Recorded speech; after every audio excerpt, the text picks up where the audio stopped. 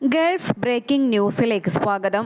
പ്രവാസലോകത്തെ വിവിധ വാർത്തകൾക്കായി ഈ ചാനൽ സബ്സ്ക്രൈബ് ചെയ്യൂ. യുണൈറ്റഡ് എയർലൈൻസ് വിമാനത്തിന്റെ എഞ്ചിന് തീപിടുത്തം. 148 യാത്രക്കാരുമായി യാത്ര തിരിക്കാൻ ഒരുങ്ങിയതായിരുന്നു. ഷിക്കാഗോയിലെ ഹൊയർ രാജ്യാന്തര വിമാനത്താവളത്തിൽ തിങ്കളാഴ്ച ഉച്ചയ്ക്കാണ് സംഭവം. സിയാറ്റിൽ ടെക്കോമയിലേക്കുള്ള യുണൈറ്റഡ് എയർലൈൻസ് ടേക്ക് ഓഫ് ചെയ്യുന്നതിന് തൊട്ടുമുമ്പ് ടാക്സിവേയിൽ നിൽക്കുമ്പോഴാണ് തീപിടുത്തമുണ്ടായത്. ഉടൻ തന്നെ അഗ്നിശമന സേനയും മെഡിക്കൽ സംഘവും സ്ഥലത്തെത്തി തീയണച്ചു. 148 യാത്രക്കാരെയും 5 ജീവനക്കാരെയും സുരക്ഷിതമായി വിമാനത്തിൽ നിന്നും പുറത്തിറക്കി. യാത്രക്കാർക്കായി മറ്റൊരു വിമാനത്തിൽ യാത്ര പുനർക്രമീകരിക്കുകയും ചെയ്തു. അതേസമയം സംഭവത്തിൽ അന്വേഷണം ആരംഭിച്ചിട്ടുണ്ട്. ഒമാന്റെ ബജറ്റ് വിമാന കമ്പനിയായ സലാമയർ ഇന്ത്യൻ തലസ്ഥാനമായ ഡൽഹിയിലേക്ക് സർവീസ് ആരംഭിക്കുന്നു. ജൂലൈ 2 മുതൽ ആഴ്ചയിൽ 2 വിമാനങ്ങൾ സർവീസ് നടത്തും.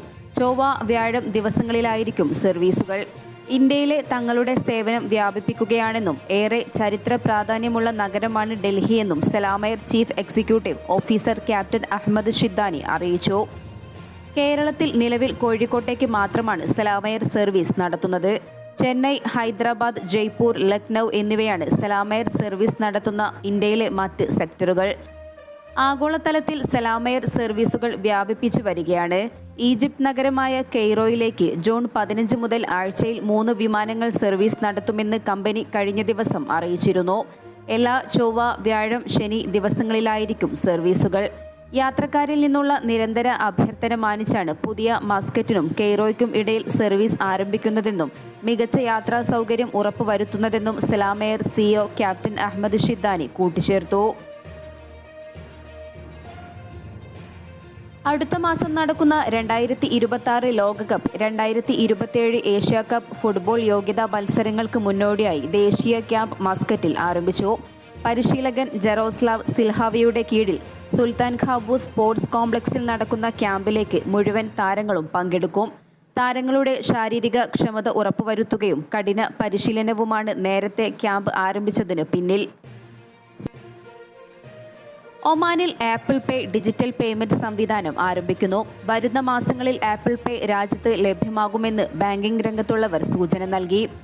ഫോണിലൂടെയും വെബ്സൈറ്റിലൂടെയും ആപ്പിൾ പേ ഉപയോഗിച്ച് പേയ്മെന്റ് നടത്താൻ സാധിക്കും. കൊമാക്സ് 2024 പ്രദർശനത്തിലാണ് സെൻട്രൽ ബാങ്ക് ഓഫ് ഒമാൻ ഉദ്യോഗസ്ഥൻ ഒമാനിലെ ഉപഭോക്താക്കൾക്ക് ഫോൺ പേ സംവിധാനം ആരംഭിക്കുന്നത് സംബന്ധിച്ച് പ്രാദേശിക മാധ്യമത്തിനോട് വ്യക്തമാക്കിയത്. ഐഫോൺ ഉപയോക്താക്കൾക്ക് കാർഡ് സ്വൈപ്പ് ചെയ്യുന്നതിനു പകരം ആപ്പിൾ പേ ഉപയോഗിക്കാം. ബാങ്കുകളും പേയ്മെന്റ് സേവനദാതാവായ ആപ്പിളും ഇതിനായി സജ്ജമാകുന്ന മുറയ്ക്ക് സംവിധാനം നടപ്പിലാക്കും. പ്രത്യേക നിരക്ക് ഈടാക്കാതെയാണ് ഈ സൗകര്യം ലഭിക്കുക. UAE, Saudi Arabia, Qatar, Bahrain എന്നിവിടങ്ങളിൽ നിലവിൽ ആപ്പിൾ പേ സംവിധാനം പ്രാബല്യത്തിൽ വന്നിട്ടുണ്ട്. സ്വകാര്യ ആശുപത്രികളും ക്ലിനിക്കുകളും നൽകുന്ന സിക്ക് ലീവ് സർട്ടിഫിക്കറ്റുകൾക്ക് ആരോഗ്യ മന്ത്രാലയം പോർട്ടൽ വഴിയൊരുക്കിയ സംവിധാനം വിജയകരം. കഴിഞ്ഞ നവംബറിലാണ് ഓൺലൈനായി അവധിക്ക് അപേക്ഷിക്കുന്നതിനും അംഗീകാരം നേടുന്നതിനുമുള്ള സൗകര്യം ആരംഭിച്ചത്. ഇതിന്റെ ഔദ്യോഗിക ഉദ്ഘാടനം കൊമാക്സ് ഗ്ലോബൽ ടെക്നോളജി പ്രദർശനത്തിൽ ഒമാൻ മെഡിക്കൽ ബോർഡ് എക്സിക്യൂട്ടീവ് നിർവഹിച്ചു.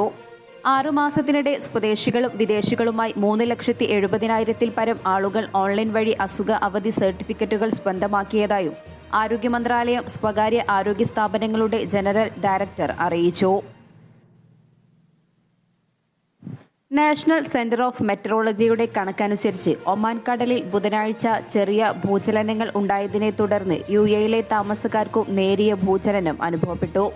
പുലർച്ചെ 12:12 റാസൽ ഖൈമ തീരത്ത് 3.1 തീവ്രത രേഖപ്പെടുത്തിയ ഭൂചലനവും തുടർന്ന് 1:53 2.8 തീവ്രത രേഖപ്പെടുത്തിയ ഭൂചലനവുമുണ്ടായി. ഈ മാസം ആദ്യം മെയ് 17 UAE 1.9 തീവ്രത രേഖപ്പെടുത്തിയ ഭൂചലനം റിപ്പോർട്ട് ചെയ്തിരുന്നു. അന്നും താമസക്കാർക്ക് നേരിയ വിറയൽ അനുഭവപ്പെട്ടിരുന്നു. ഇതിനു മുമ്പ് ഏപ്രിലിൽ ഖോർഫക്കാനിൽ താമസക്കാർക്ക് ഭൂചലനം അനുഭവപ്പെട്ടു. ജാനുവരിയിൽ ഫുജൈറയുടെയും റാസൽ ഖൈമയുടെയും അതിർത്തിയിലുള്ള മസാഫയിലും 2.8 തീവ്രത രേഖപ്പെടുത്തിയ ഭൂചലനം റിപ്പോർട്ട് ചെയ്തിരുന്നു. റാസൽ ഖൈമയിലെ റോഡുകളിൽ വാഹന രജിസ്ട്രേഷൻ പുതുക്കാത്ത നിയമലംഘനം സ്മാർട്ട് ക്യാമറകൾ ഉപയോഗിച്ച് പിടികൂടുമെന്ന് റാസൽ ഖൈമ പോലീസ് അറിയിച്ചു. രജിസ്ട്രേഷൻ പുതുക്കേണ്ട തീയതി കഴിഞ്ഞ് 40 ദിവസം കഴിഞ്ഞാൽ ഈ സ്മാർട്ട് ഉപകരണങ്ങൾ ലംഘനം രേഖപ്പെടുത്തും. വാഹന രജിസ്ട്രേഷൻ കൃത്യസമയത്ത് പുതുക്കേണ്ടത് നിർബന്ധമാണ്. പിഴയും വാഹനം കണ്ടുകെട്ടലുമാണ് ഇത്തരം നിയമലംഘനത്തിന് ലഭിക്കുന്ന ശിക്ഷ. 500 ദിർഹം പിഴയും ഡ്രൈവിംഗ് ലൈസൻസിൽ 4 ബ്ലാക്ക് പോയിന്റുകളും ലഭിക്കും. രജിസ്ട്രേഷൻ കാലഹരണ തീയതി കഴിഞ്ഞ് 90 ദിവസം കഴിഞ്ഞാൽ 7 ദിവസത്തേക്ക് വാഹനം കണ്ടുകെട്ടുകയും ചെയ്യും. നമ്പർ പ്ലേറ്റ് ക്യാമറകൾ വഴി നിയമലംഘനങ്ങൾ സജീവമായി നിരീക്ഷിക്കുന്നുണ്ടെന്നും മനുഷ്യ ഇടപെടലില്ലാതെ തന്നെ പിഴ ചുമത്തുന്നു എന്നും പോലീസ് മുന്നറിയിപ്പ് നൽകി. മറ്റ് എമിറേറ്റിലെ വാഹനങ്ങൾക്കും റാസൽ ഖൈമയിൽ പിടിവീഴും. മറ്റ് എമിറേറ്റുകളിലെ പ്ലേറ്റ് നമ്പറുള്ള വാഹനങ്ങൾക്കെതിരെ പിഴ ചുമത്താനും സ്മാർട്ട് ക്യാമറ സംവിധാനത്തിന് സാധിക്കും. വാഹന രജിസ്ട്രേഷനും ഇൻഷുറൻസും കൃത്യസമയത്ത് പുതുക്കണമെന്നും പോലീസ് വാഹനമോടിക്കുന്നവരോട് അഭ്യർത്ഥിച്ചു. കാലാവധിക്ക് ശേഷം 1 മാസത്തെ ഗ്രേസ് പീരീഡ് അനുവദിച്ചിട്ടുണ്ട്. 1 മാസത്തെ ഗ്രേസ് പീരീഡിനുള്ളിലെങ്കിലും വാഹന രജിസ്ട്രേഷൻ പുതുക്കാനും നിർദ്ദേശിച്ചു. സൗദിയിൽ വിസിറ്റിംഗ് വിസയിലുള്ളവർ കാലാവധിക്കുള്ളിൽ തിരികെ മടങ്ങിയില്ലെങ്കിൽ വിസ നൽകിയവരെ കാത്തിരിക്കുന്നത് വലിയ പിഴയാണ്.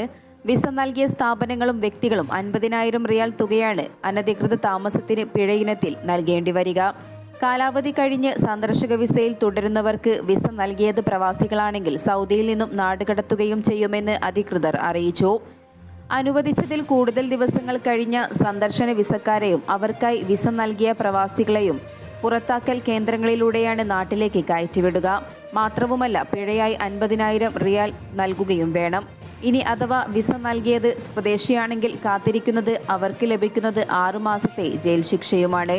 ആയതിനാൽ കൈവശമുള്ള ഏതുതരം സന്ദർശക വിസയിലാണെങ്കിലും നിശ്ചിത കാലാവധി തീരുന്നതിന് മുമ്പായി കൃത്യമായി സൗദിയിൽ നിന്നും പുറത്തു പോകണമെന്ന മുന്നറിയിപ്പാണ് സൗദി പൊതുസുരക്ഷാ വിഭാഗം അധികൃതർ നൽകുന്നത്. രാജ്യത്തെ തൊഴിൽ, താമസ, അതിർത്തി സുരക്ഷാ നിയമലംഘനം നടത്തുന്നവരെക്കുറിച്ച് വിവരങ്ങൾ നൽകാൻ 999 എന്ന ഫോൺ നമ്പറിൽ ബന്ധപ്പെടുക.